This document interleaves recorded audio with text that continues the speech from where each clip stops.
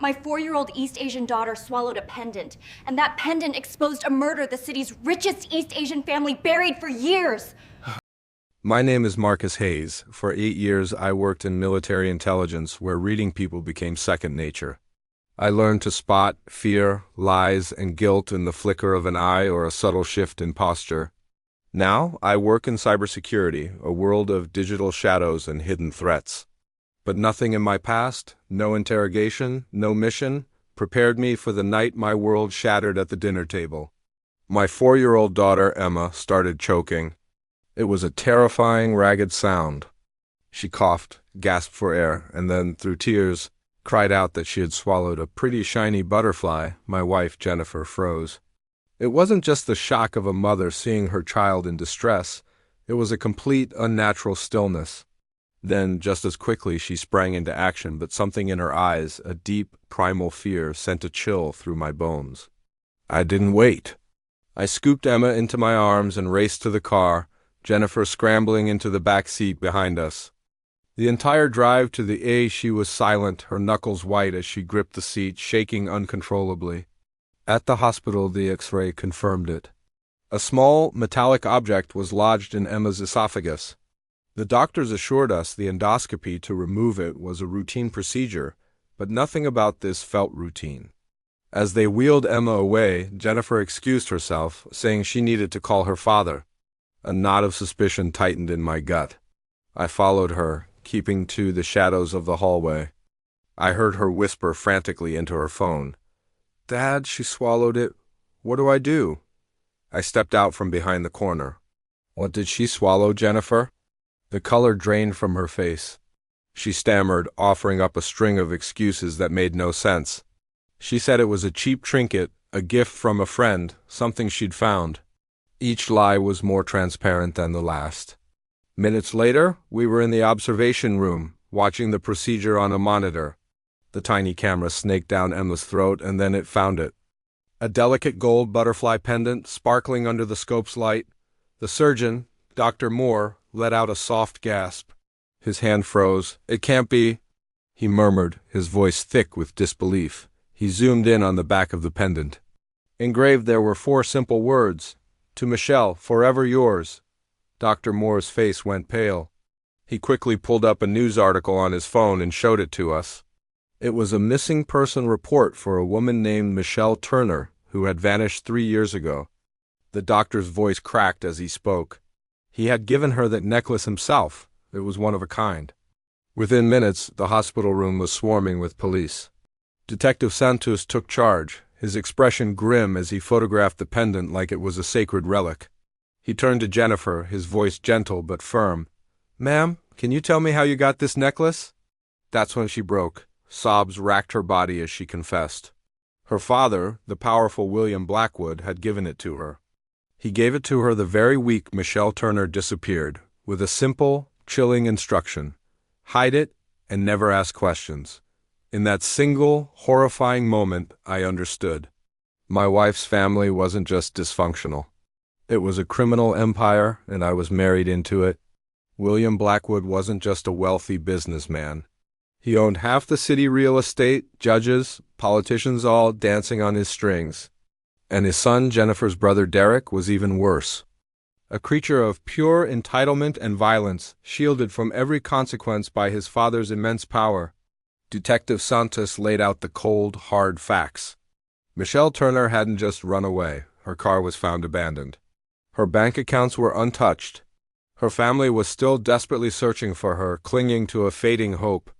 And now, the one unique piece of jewelry she owned had just been pulled from my daughter's throat. It didn't take long for Blackwood's machine to kick into gear. His lawyers descended on the hospital like vultures, shutting down the interview, demanding the pendant be returned, and threatening lawsuits against anyone who stood in their way. Then William Blackwood himself appeared. He was immaculate, his suit perfect, his demeanor as cold and hard as polished marble. He looked at me, his eyes devoid of any warmth, and told me I was misbehaving during a family emergency. I looked him straight in the eye. "Someone needs to speak for Michelle Turner," I said. A flicker of something dangerous crossed his face. "Be careful, Marcus," he warned, his voice a low growl. You're playing in a game you don't understand, but he was wrong. I did understand. I'd seen men like him before, in war zones and back alleys. They were just warlords in expensive suits. Before I could say another word, they were gone, whisking Jennifer and Emma away behind a wall of lawyers, leaving me alone in the sterile silence of the hospital. Santos pulled me aside. "If we don't act fast," he said, his voice urgent, "this whole thing will disappear. The evidence, the witnesses, everything. William always finds a way to make his problems go away." I looked at him, the rage inside me a cold, hard resolve. "I'm not letting my daughter grow up in the shadow of butchers," I told him. That night, Santos and I met at a dingy, all-night diner. Over cups of burnt coffee, we pieced together the ghost of Michelle Turner's last days. The story was tragically familiar. A controlling boyfriend who happened to be Jennifer's brother Derek, a sudden disappearance. The suspicious accident that had silenced Michelle's best friend a year later. An anonymous tip about her abandoned car. A high-profile gala that conveniently gave Derek a rock-solid alibi for the night she vanished. This was my world now. Not the battlefield, but a war fought with data and secrets. I went to work, diving into the digital ghost of the Blackwood Empire. I exploited old server vulnerabilities from a security update my own company had installed years ago. I sifted through cellular data, traced burner phones, and mapped hidden networks. Patterns began to emerge from the noise, and one name kept surfacing. Victor Lane, Blackwood's head of security.